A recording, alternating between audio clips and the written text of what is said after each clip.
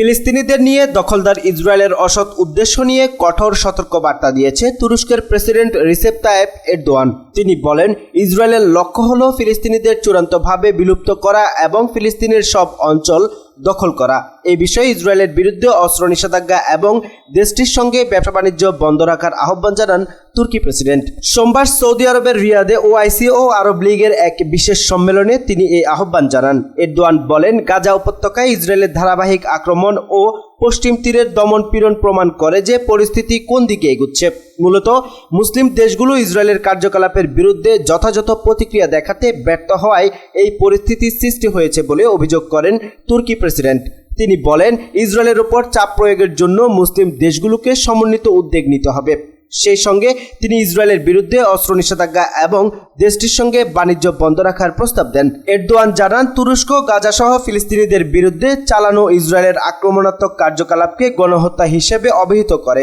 এ বিষয়ে তার দেশ দক্ষিণ আফ্রিকার সঙ্গে যুক্ত হয়ে আন্তর্জাতিক আদালতে ইসরায়েলের বিরুদ্ধে মামলায় অংশগ্রহণ করেছে বলেও উল্লেখ করেন। সম্মেলনে ইসরায়েল ফিলিস্তিন দ্বন্দ্বের সমাধানে 1967 সালের সীমানা রেখা ভিত্তিতে দুই রাষ্ট্র সমাধানের পক্ষে তুরস্কের অবস্থান পূর্ণ ব্যক্ত করেন এরদোয়ান। তিনি জানান, ইসরায়েলি পার্লামেন্ট ন্যাটো ফিলিস্তিনিদের জন্য জাতিসংঘের সহায়তা সংস্থা ইউএনরকে নিষিদ্ধ করেছে, যার মাধ্যমে তারা দুই রাষ্ট্র সমাধান বাতিল করতে এবং ফিলিস্তিনি শরণার্থীদের নিজ ভূমিতে ফেরার পথে বাধা সৃষ্টি করতে চায়।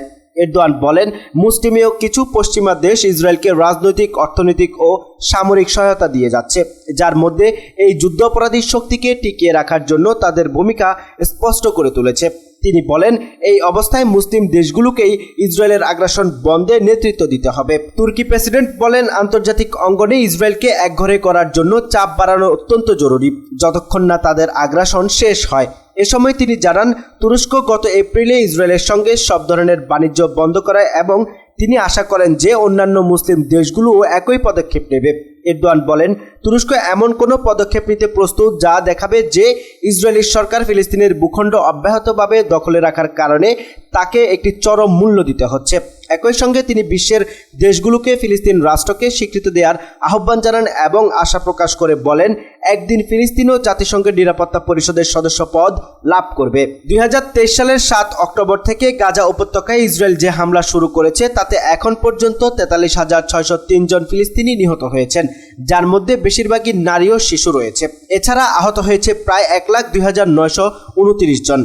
ইসরায়েলি হামলার কারণে গাজায় প্রায় সম্পূর্ণ জনসংখ্যা তাদের ঘরবাড়ি ছাড়তে বাধ্য হয়েছে। একই সঙ্গে ইসরায়েলের অবরোধের ফলে পুরো গাজায় খাদ্য, পানীয় এবং ওষুধের মারাত্মক সংকট সৃষ্টি হয়েছে।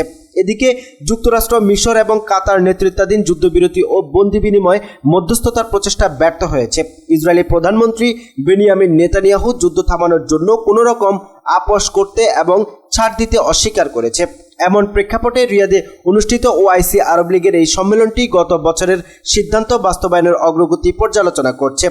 সেই সঙ্গে গাজা, পশ্চিম তীর ও লেবাননে ইসরায়েলি হামলা বন্ধের নতুন পদক্ষেপ গ্রহণের প্রস্তাব তুলে ধরেছে। প্রিয় দর্শক, আজ এখানেই শেষ করছি। সবাই ভালো থাকুন, সুস্থ থাকুন। দেখা হচ্ছে পরবর্তী ভিডিওতে। ভিডিওটি ভালো লাগলে অবশ্যই চ্যানেলটি সাবস্ক্রাইব করুন। আল্লাহ হাফেজ।